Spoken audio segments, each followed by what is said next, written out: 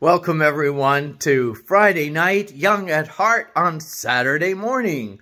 I'm Father James DeLucio, and here I am on vacation visiting my godson Vincent and his dad Donald, and we're here in their room. You can see in their home, we can see a picture of Vincent when he was a baby, a picture of Vincent when he was part of my niece's wedding, and a picture of Vincent more or less today, if I can get that in there just right. Where is he? There he is.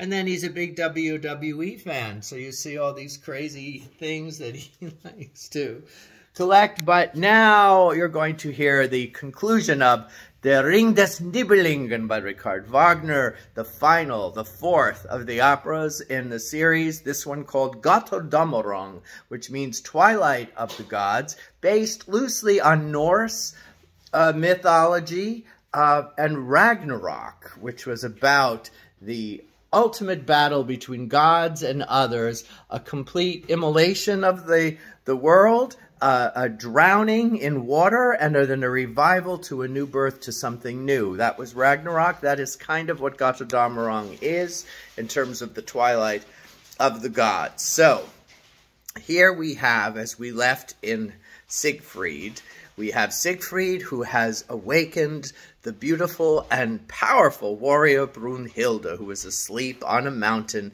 surrounded by fire. But Siegfried, because he is that wild man, kind of innocent, a young, vibrant man who's strong and acts on impulse, so he's a little bit, well, that's why he's a bit wild. He has gone through the fire, proved himself brave. He and Brunhilde recount their stories and their great love for one another, how they're just drawn together, even though Brunhilde is Siegfried's great aunt. Okay, but she's still young because she was a goddess, but now she's not a goddess anymore because she disobeyed her father Wotan, who's sort of watching from Valhalla, high up in the sky, overseeing all this. So Götterdammerung ends with more love songs between Brunhilde and Siegfried, how their great devotion to each other, and because Brunhilde was one of the Valkyries, you know, dun dun dun dun dun dun dun dun dun dun dun dun dun. She values valor and courage and strength, so she says, continue to go out into the world and right the wrongs and be a great warrior, and I'll support you. But he doesn't want to leave her, but she says, no, he must do that. It makes her have even more devotion and more attraction to him. So he says, well, if I have to leave you here for a time to go out into the world, take this ring that I found in the dragon's cave when I slaughtered the dragon Fafnir.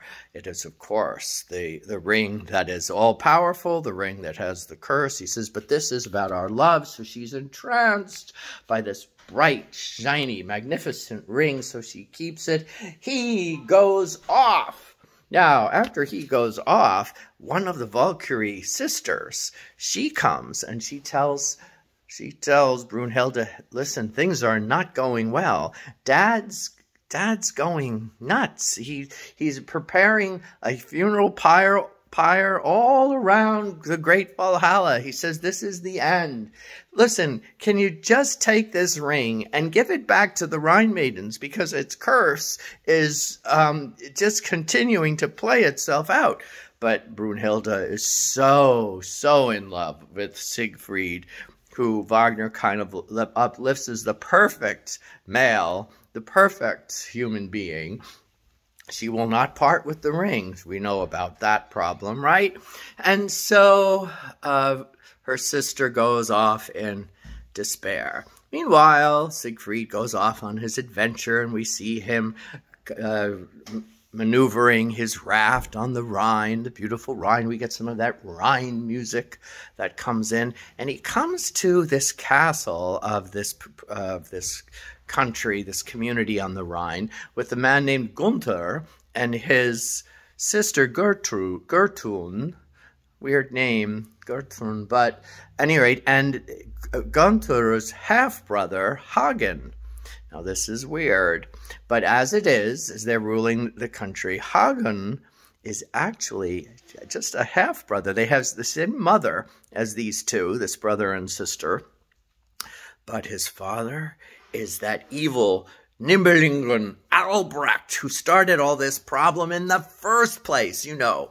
So Gunther is more human than Albrecht, but Albrecht was that demon goblin, half-human dwarf kind of thing.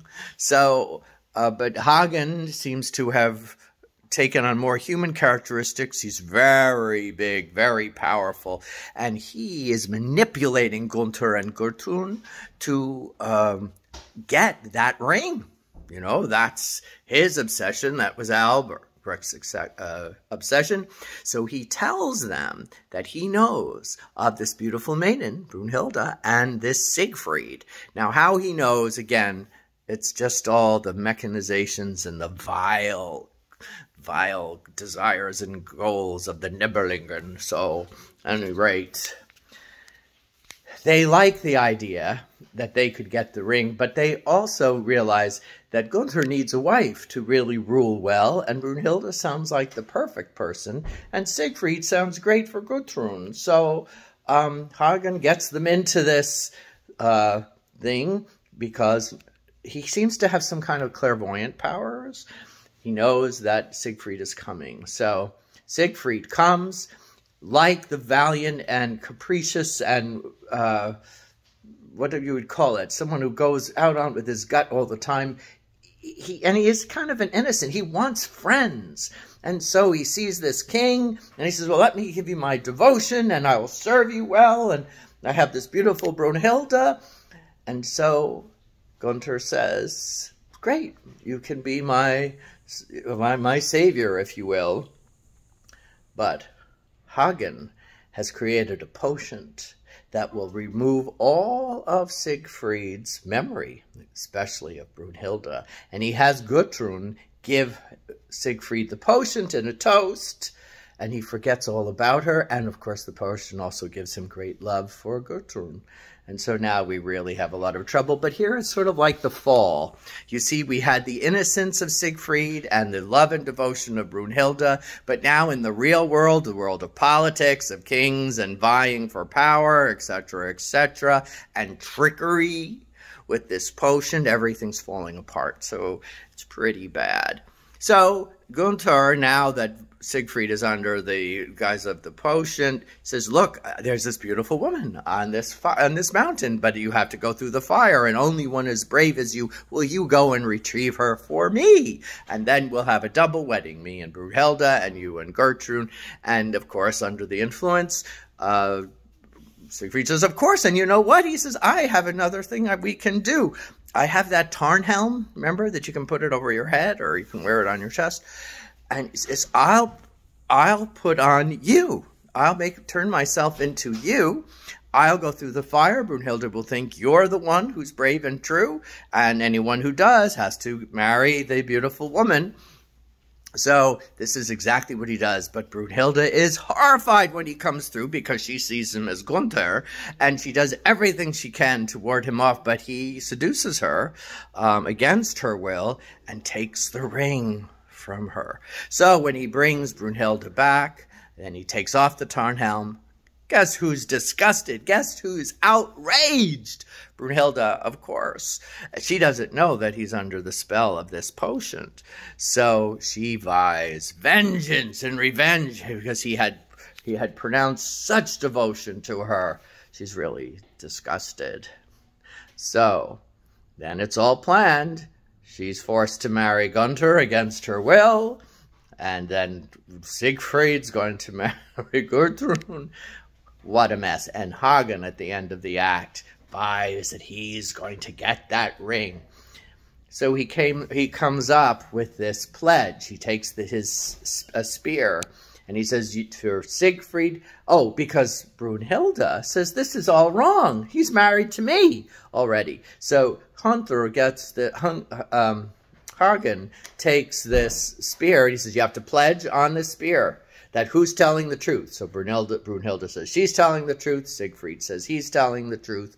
Fine, he says, in time we'll find out who it is, but whoever is lying must die, which was Hagen's way of getting rid of Siegfried, killing him, getting the ring, and then everything will be terrible. Okay, so is this going to be the way of the twilight of the gods, that everything falls apart this way?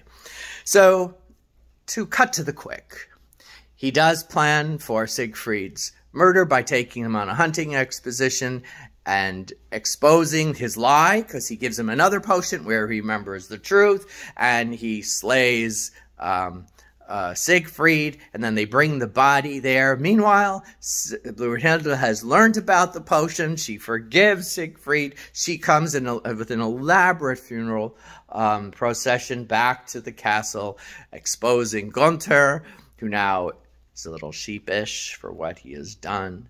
And Hagen says, I want the ring. So they fight over it, of course, which everybody does, Gunther, and then Hagen kills Gunther. Goodbye.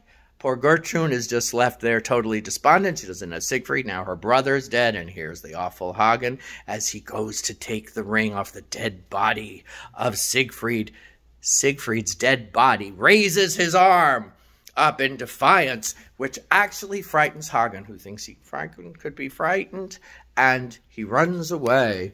Meanwhile, Brunhilde has Siegfried in an immolation. He's being burned as part of the funeral thing, and she says because of her deep and great love for him, she will die with him. She will go into the fire as well, so that they can live in eternity forever. And Wagner has a lot of stuff about love through death. It's the only true love. So, remember Tristan and Isolde? Well, anyway, that's another story for another time.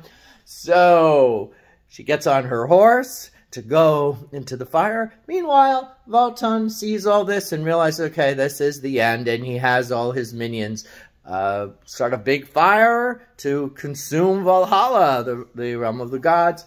But Brunhilde knows that this ring has to go back to the Rhine maidens. So she calls to them, and she says, take the ring out of the ashes. After I'm burnt, everyone's burnt. You know, the immolation happens, and so the Rhine maidens do so. Brunhilde goes in, she gets burnt up, and in her ashes, the Rhine maidens take the ring and the gold back to the Rhine. All is well, and the people who are left look on in wonder, because now, like the old Norse myth Ragnarok, there's a great battle, there's an immolation, and then through water, which is where the Rhine maidens are, everyone comes back to a new birth. Now, where do you have heard that before, about water and new birth? So that's exactly what happens, and the gods go, and the great love of Brunhilde and Siegfried will live on in eternity, and humanity is renewed to start anew. Now, last few minutes of commentary. This starting anew, Wagner was very, very influenced by the philosophy of Friedrich Nietzsche. So this newness is a world without gods and goddesses, and humanity decides for itself, reclaiming that innocence of Siegfried and the love of Brunhilde. Man is transformed by the love of women, and now the world will have a more benevolent and life-giving setup for life. So there we are. What does this mean? Well, on one thing, the end of the gods can mean the end of superstition and the end of all the things that have kept people sort of at bay. The desire for power has been wiped away. They've been reborn in the waters of the Rhine. Because the Rhine maidens not only take the gold ring, but they extinguish finally the burning embers of the fire. So it's kind of like a baptism, actually. So there we have it. But I would like to say that it isn't necessarily all this Nietzsche, Übermensch, Superman, man is the center of the world and the universe. We can have various other interpretations. And from a Christian point of view, we can say, finally, the old world of the gods and goddesses and religious superstition, we have the new birth, that they can get to the heart of Jesus for us Christians. Or people from other faiths. You know, the Jews could say, yes, now it's time that people can follow Torah, or the Buddhist can say, now we can follow Buddha. In that sense, this liberation of humanity is still part of the interpretation, even with kind of Nietzsche's things, that we are the center of the universe, in that we have the power to choose beyond the old ways to something new. So that's only one of the reasons why I've enjoyed the Ring des Nibelungen and why I have shared it with you these many weeks. I'm going to continue my vacation, so I will be no Luke Live and no Young at Heart for 2 weeks.